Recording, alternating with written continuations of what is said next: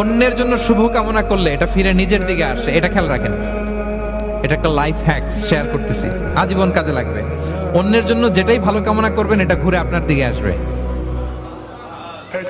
অনেকে বলে হুজুর ওর জন্য দোয়া করে আমার কি লাভ?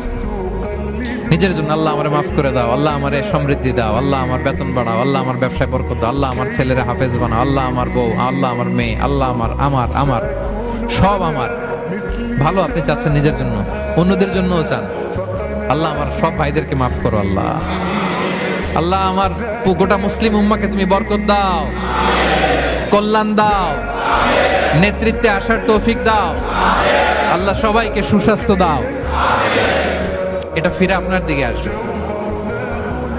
অন্যের জন্য শুভকামনা বহুগুণ বৃদ্ধি হয়ে নিজের দিকে রিটার্ন করে। বিষ্ণু সাল্লাল্লাহু আলাইহি ওয়াসাল্লাম এটাই বলেছেন, মা মিন আবদিন মুসলিমিন ইয়াদউ লিআখিহি বিযাহ